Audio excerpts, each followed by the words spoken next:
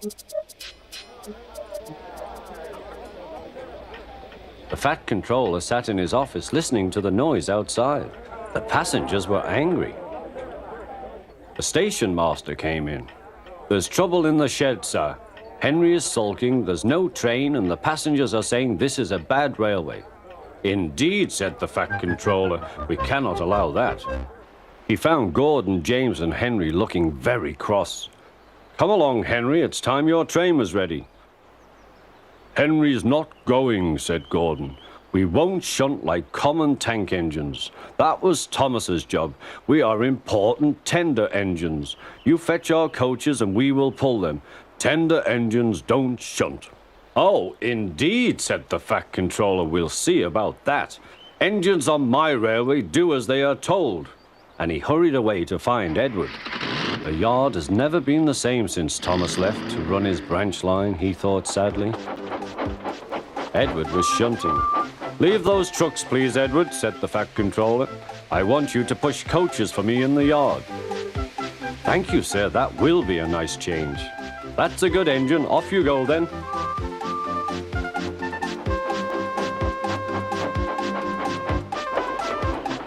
So Edward found coaches for the 3 engines, and that day the trains ran as usual.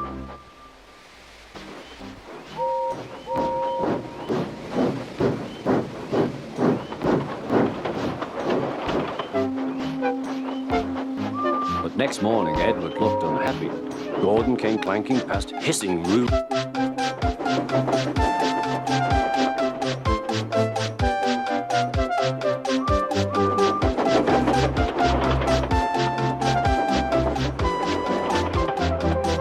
Edward worked hard all day. The coaches thought he was very kind, and the driver was very pleased.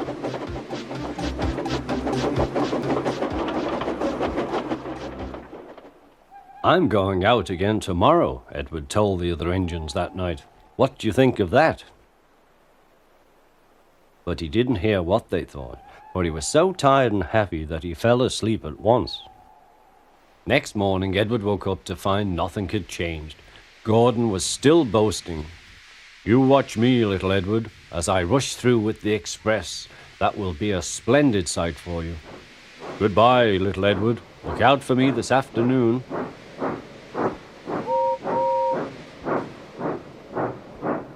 Edward went off to do some shunting.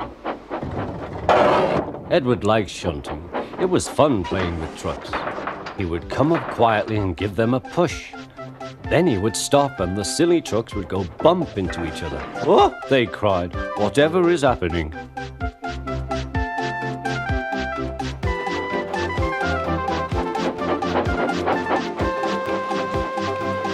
Edward played till there were no more trucks. Then he stopped to rest. Presently he heard a whistle. The Fat Controller was having breakfast. He was eating toast and marmalade. The butler came in. "Excuse me, sir, you are wanted on the telephone." "Bother that telephone," said the Fat Controller. "I'm sorry, my dear," he said to his wife. "Thomas is in trouble with the police, and I must go at once." At the station, Thomas's driver told the Fat Controller what had happened. Dangerous to the public, indeed. We'll see about that.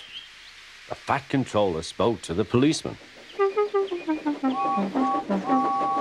But however much he argued with him, it was no good. "The law is the law," he said, "and we can't change it." The Fat Controller felt exhausted.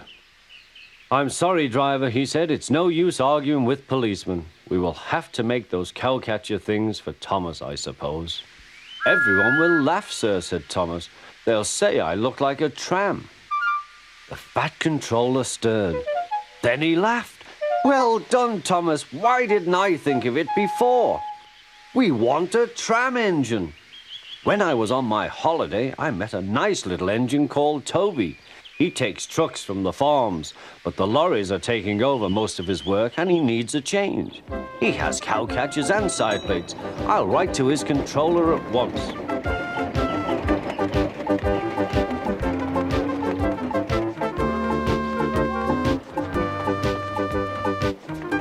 A few days later, Toby arrived. That's a good engine, said the Fat Controller. I see you've brought my your way. coach, Henrietta. I seem to know the right line by instinct. Every wise engine knows, of course, that the signalman works the points to make engines run on the right lines, but Gordon was so proud he had forgotten. "Wake up, James," said Gordon next morning. "It's nearly time for the express." "What are you doing? Odd jobs?" "Oh, well, we all have to begin somewhere, don't we? Run along now and get my coaches. Don't be late." James went to get Gordon's coaches. They were all shining with lovely new paint. He was careful not to bump them, and they followed him smoothly into the station, singing happily, "We're going away, we're going away." "I wish I was going with you," said James. "I should love to pull the express and go flying along the line." Gordon, with much noise and blowing of steam, got ready to back onto the train.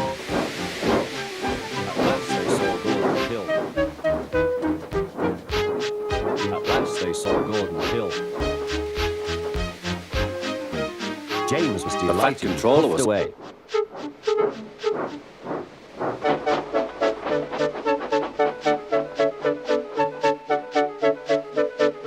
"Here are your trucks, James," said Thomas. "Have you got some bootlaces ready?"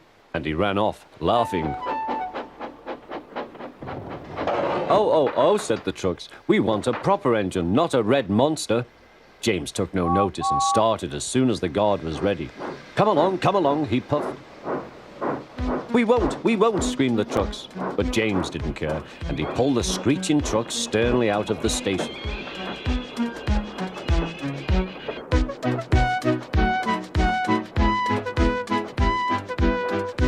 The trucks tried hard to make him give up, but he still kept on.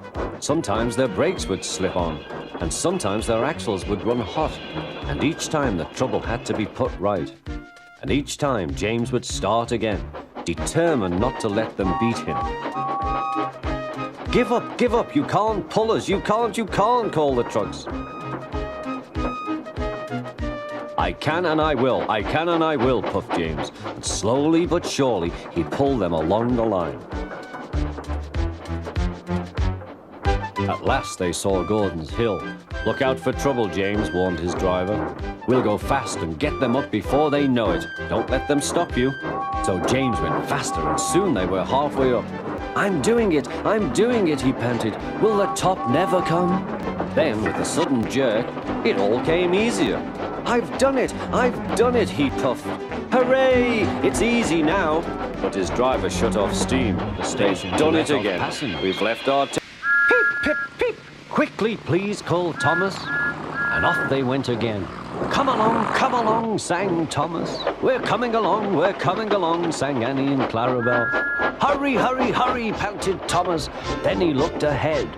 There was Bertie tooting triumphantly on his horn. Oh, dearie me, groaned Thomas. Steady, Thomas, said his driver. We'll be Bertie yet. We'll be Bertie yet, echoed Annie and Clarabelle.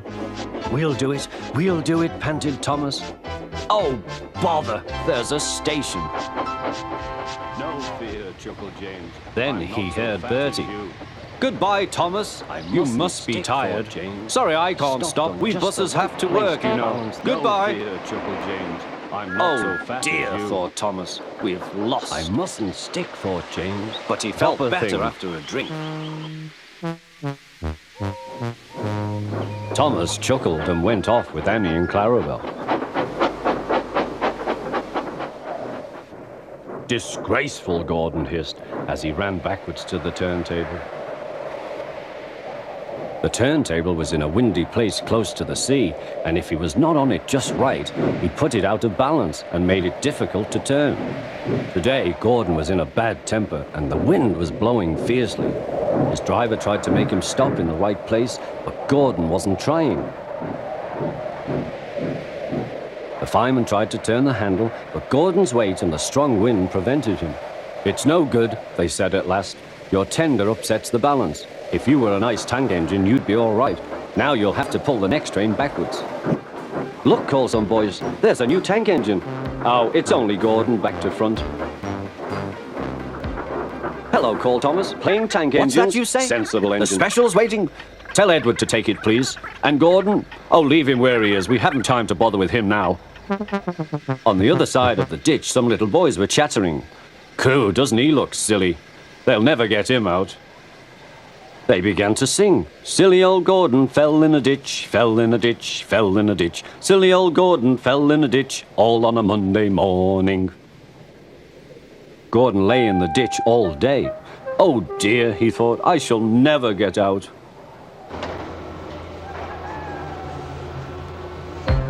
But that evening they lifted Gordon and made a road of sleepers under his wheels to keep him from the mud. Strong ropes were fastened to his back end, and James and Henry, pulling hard, managed to bring him to safety.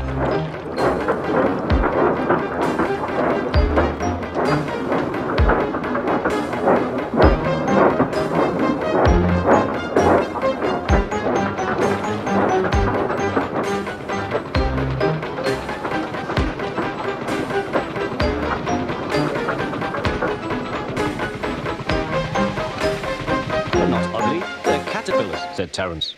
I can go anywhere. I don't need rails. I don't want to go anywhere, said Thomas. I like my rails, thank you. Winter came with dark clouds full of snow. I don't like it, said Thomas's driver. A heavy fall is coming. I hope it doesn't stop us. Huh, said Thomas. Soft stuff, nothing to it. And he puffed on, feeling cold but confident. They finished their journey safely, but by now the country was covered. You'll need your snowplow for the next journey, Thomas, said his driver. Huh! Snow is silly soft stuff. It won't stop me. The snowplow was heavy and uncomfortable and made Thomas cross. He shook it and he banged it, and when they got back, it was so damaged that the driver had to take it off. You're a very naughty engine, he said to Thomas.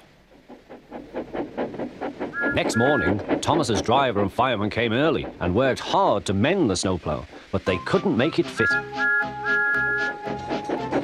Thomas was pleased. I shan't have to wear it. I shan't have to wear it, he puffed to Annie and Clarabelle. But they were rather worried. I hope it's all right. I hope it's all right, they whispered to each other. Perhaps the driver pulled the lever by mistake. Anyhow, Thomas started. As he passed the first signal box, men waved and shouted, but he didn't stop. They're waving because I'm such a splendid engine, he thought importantly. Henry says it's hard to pull trains, but I think it's easy. Hurry, hurry, hurry, he puffed, pretending to be like Gordon. People have never seen me pulling a train before. It's nice of them to wave, and he whistled. Peep, peep, thank you.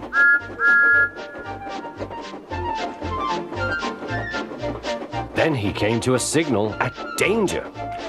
Bother, he thought. I must stop, and I was going so nicely too. What a nuisance signals are. He blew an angry peep, peep on his whistle. The signalman ran up. Hello, Thomas, he said. What are you doing here? I'm pulling a train, said Thomas. Can't you see? Where are your coaches, then?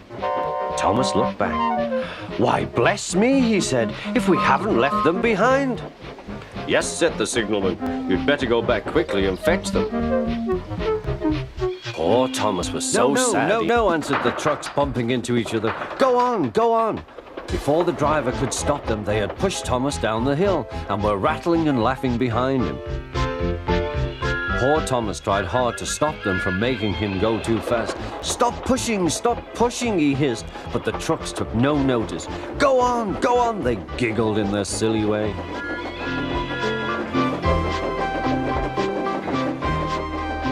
There's the station. Oh dear, what shall I do? He cried. He rattled straight through and swerved into the goods yard. Thomas shut his eyes. I must stop. When he opened his eyes, he saw he had stopped just in front of the buffers. There watching him was the fat controller. What are you doing here, Thomas? He asked. I brought Edward's trucks, Thomas answered. Why did you come so fast? I didn't mean to. I was pushed, said Thomas. Annie and Clarabelle could hardly believe their ears. He's dreadfully rude. I feel quite ashamed. I feel quite ashamed. He's dreadfully rude. And to Thomas they said, you mustn't be rude. You make us ashamed. But Thomas didn't care a bit.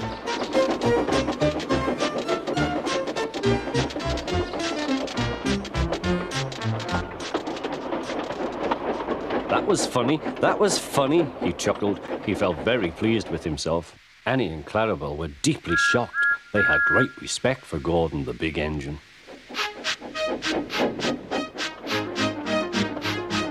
Thomas left the coaches at the station and went off to a mine for some trucks. Long ago, miners digging for lead had made tunnels under the ground. Their roofs are strong enough to hold up trucks, but not the weight of engines. A large notice warns them not to enter the area. Danger! Engines must not pass this board.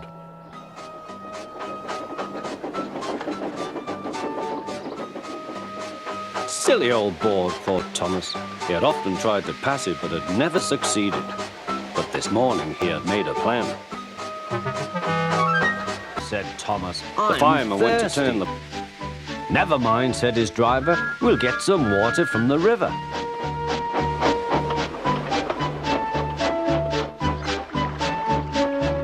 They found a bucket and some rope and went to the bridge.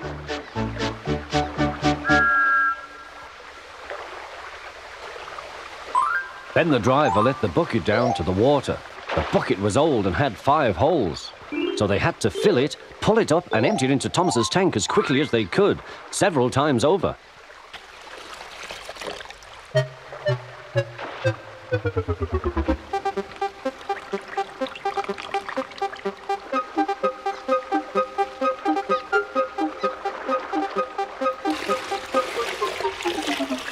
They finished at last.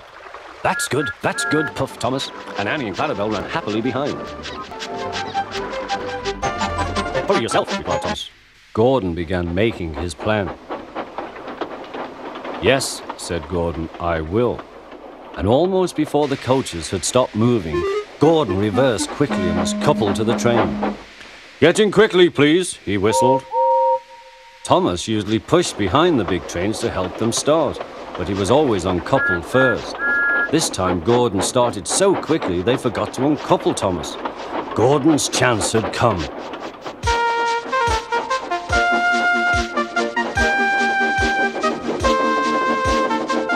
Come on, puffed Gordon to the coaches. The train went faster and faster, too fast for Thomas. He wanted to stop, but he couldn't. Peep, peep, stop, stop! Hurry, hurry, hurry, laughed Gordon. You can't get away, laughed the coaches. In a cloud of steam. Poor Thomas was going to train. What has happened to me? Asked Gordon. I feel so weak. You've burst your safety valve, said the driver. You can't pull the train anymore. Oh dear, said Gordon. We were going so nicely too. And look, there's Henry laughing at me. Everyone came to see Gordon. Huh, said the Fat Controller. I never liked these big engines. Always going wrong. Send for another engine at once. While the guard went to find one, they uncoupled Gordon, who had enough puff to slink onto the siding out of the way.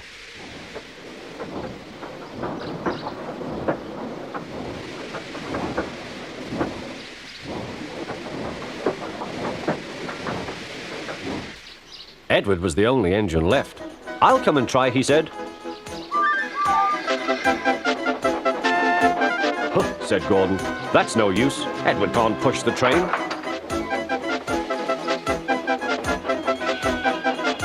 Edward puffed and pushed and pushed and puffed, but he couldn't move the heavy coaches. I told you so, said Gordon. Hey, why not let Henry try? The other engines can said the Fat Controller. Big fireboxes. Henry's is small and can't make the heat. With Welsh coal, he'd be a different engine. It's expensive, said the Fat Controller, but Henry must have a fair chance. James shall go and fetch some.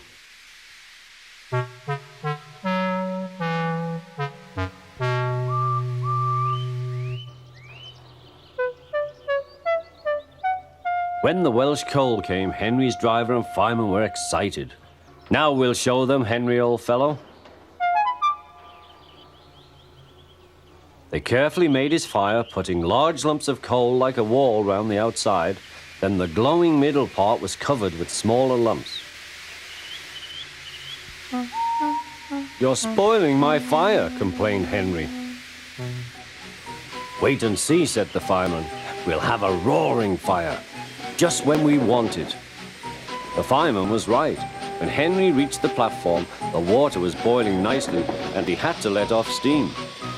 How are you, Henry? Beep, beep, whistled Henry. I feel fine. Have you a good fire, driver? There's a Never good better, engine. sir, and You plenty and of Toby steam. will manage Splendidly. Thomas charged the snowdrifts fiercely. Sometimes he swept them aside, sometimes they stuck fast, and the men had to loosen them.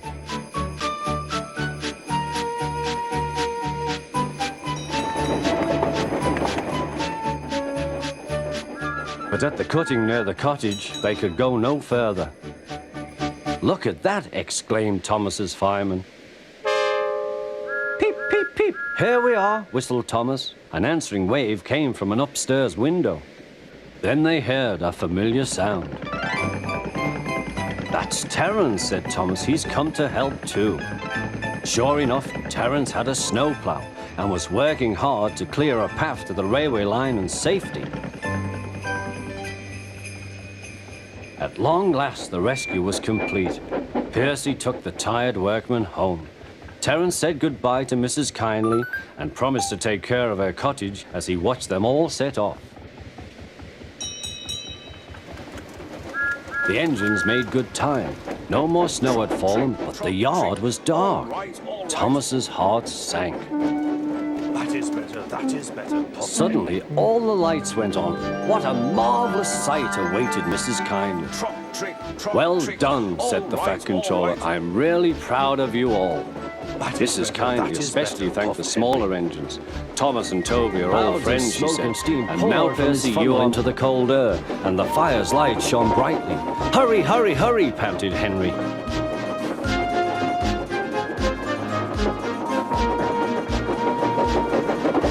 They were going well. The light grew better.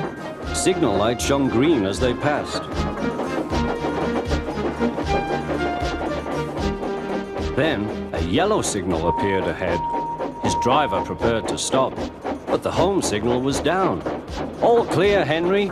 Away we go. They couldn't know the points from the main line to a siding were frozen, and the home signal should have been set at danger, but snow had forced it down. A goods train was waiting in the siding to let the flying kipper pass, and the driver and fireman were drinking cocoa in the brake van. The kipper is due, said the guard. Who cares, said the fireman. This is good cocoa. The driver got up. Come on, fireman, back to our engine. They got out just in time.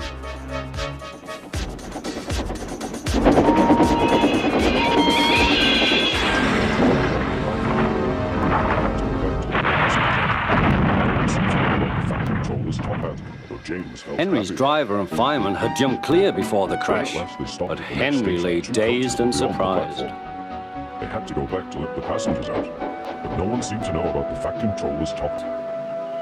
The Fat Controller that's my came to guard's see whistle. him. I must go. I don't know what the Fat Controller would do without me to run this branch line, and he puffed off importantly. Edward and James passed the field where James had had his accident. The fence was mended and the cows were back again.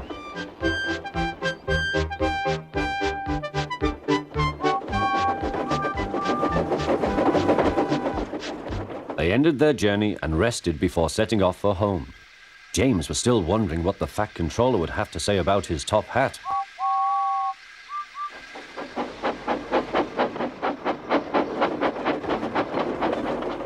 Next morning, the Fat Controller spoke severely to him. If you can't behave, I shall take away your red coat and have you painted blue. James didn't like that at all. He was very rough with the grumbling coaches as he brought them to the platform. Don't talk, come on, he called to them. Gordon never has to fetch his own coaches, he thought to himself, and he's only painted blue. To make James even more cross, Thomas was coupled on and off they went.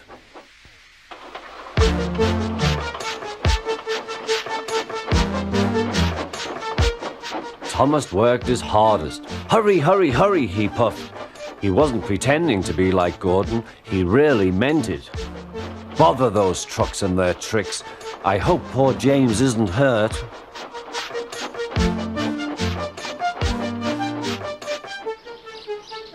James's driver and fireman were feeling him all over to see if he was hurt. Never mind, James, they said. It wasn't your fault. It was those wooden brakes they gave you. We always said they were no good. Thomas pushed the breakdown train alongside. Then he pulled the unhurt trucks out of the way. Oh dear, they groaned. Serves you right, puffed Thomas. He was hard at work, puffing backwards and forwards all afternoon. This'll teach you a lesson, he told the trucks. And they answered, yes it will.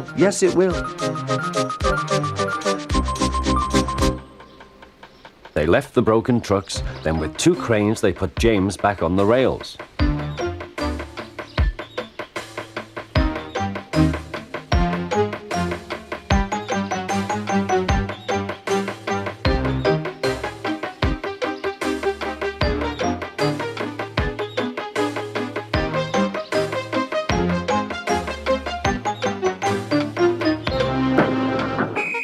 He tried to move, but he couldn't, so Thomas blew his whistle till he had no more breath and waved his flag till his arms ached. But Henry still stayed in the tunnel and blew steam at him.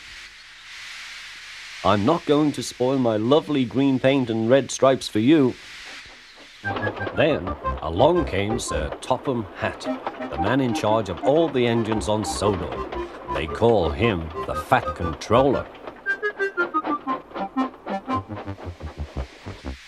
We will pull you out, said the Fat Controller, but Henry only blew steam at him. Everyone pulled except the Fat Controller, because, he said, my doctor has forbidden me to pull. But still Henry stayed in the tunnel. Then they tried pushing from the other end. The Fat Controller said, 1, 2, 3, push! But he didn't help. My doctor has forbidden me to push, he said. They pushed and pushed and pushed, but still Henry stayed in the tunnel. At last Thomas came along. The guard waved his red flag and stopped him. Everyone argued with Henry. Look, it has stopped raining, they said. Yes, but it will begin again soon, said Henry. And what would become of my green paint with red stripes then? James went redder than ever and snorted off. It was such an insult to be reminded of the time a bootlace had been used to mend a hole in his coaches.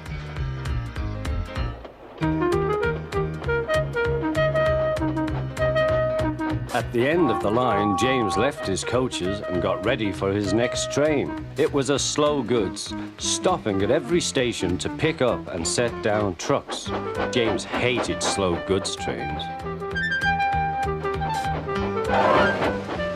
Dirty trucks from dirty sidings.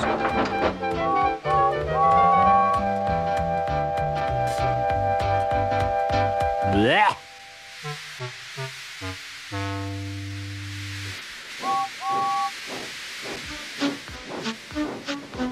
Starting with only a few, he picked up more and more trucks at each station till he had a long train.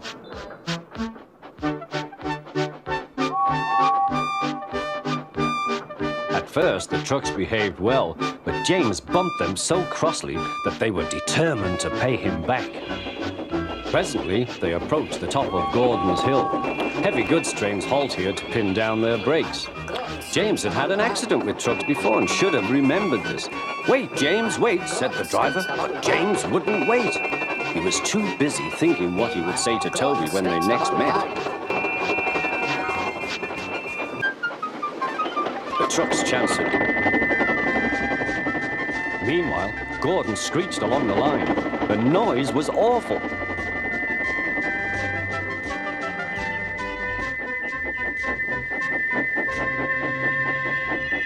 At the station, everyone held their ears. The Fat Controller held his ears too. Take him away, he bellowed, and stop that noise! Gordon puffed sadly away, but he wouldn't stop whistling until 2 fitters climbed up and knocked his whistle valve in place. That night, Gordon slunk into the shed. He was glad it was empty. Without stopping. It isn't wrong, murmured Henry to no one in particular, but we just don't do Without it. stopping. No one mentioned whistling. Next morning, Henry was... Gordon had stopped with Percy's buffers a few inches from his own. But Percy had begun to move. I won't stay here. I'll run away, he puffed.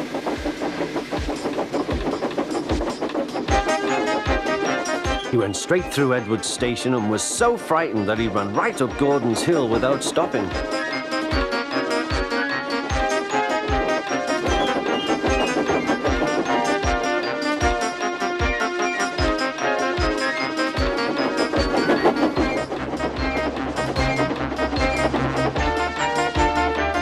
After that, he was tired, but he couldn't stop.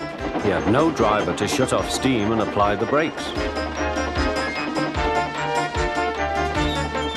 I want to stop, he puffed. The man in the signal box saw Percy was in trouble, so kindly set the points. Percy puffed wearily onto a nice empty siding, ending in a big bank of earth. He was too tired now to care where he went. I want to stop.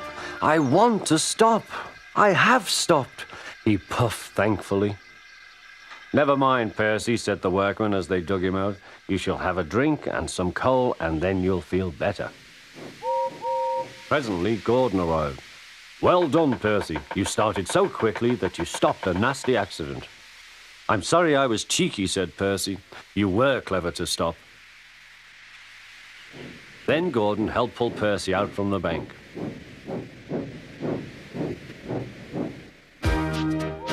Percy is still cheeky because he is that sort of engine, but he is always most careful when he goes on the main line.